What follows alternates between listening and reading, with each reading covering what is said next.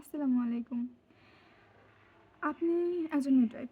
তো আপনার কাছে একজন গর্ভবতী মা আসলো, এসে উনি আপনাকে কমপ্লেন করলো যে তিনি বাচ্চার নড়াচড়া একদমই শুনতে পাচ্ছেন না বা অনুভব করতে পারছেন না কোনোভাবেই। তো এক্ষেত্রে আপনি তাকে কী পরামর্শ দেবেন? তো এই নিয়ে আজকের ভিডিও।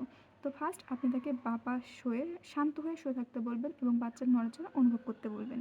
২, তাকে ঠান্ডা বা মিষ্টি জাতীয় কিছু খাওয়ান। কারণ ঠান্ডা বা মিষ্টি জাতীয় কিছু খাওয়ালে বাচ্চার নড়াচড়া অনুভব করা যায়। দেন স্ট্রেস কমান। যদি দেখেন মা অনেক বেশি স্ট্রেসে আছে, অনেক বেশি টেনশনে আসছে, তা আপনি নিয়ন্ত্রণ করার চেষ্টা করুন।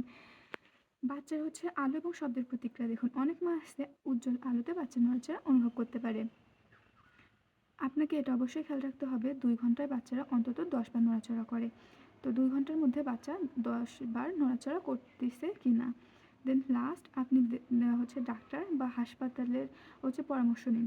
এখানে আপনি যদি অস্বাভাবিক কিছু দেখেন, ২ ঘন্টায় যদি মিনিমাম ১০ বার বাচ্চা নড়াচড়া না করে, তো এক্ষেত্রে আপনাকে অবশ্যই ডাক্তারের পরামর্শ নিতে হবে। তো এই পরামর্শগুলো মেনে চললে বাচ্চা এবং শিশু মায়ের জন্য, তো এই পরামর্শগুলো যদি আপনি ফলো করেন তো বাচ্চা এবং শিশুর জন্য অনেক ভালো হবে।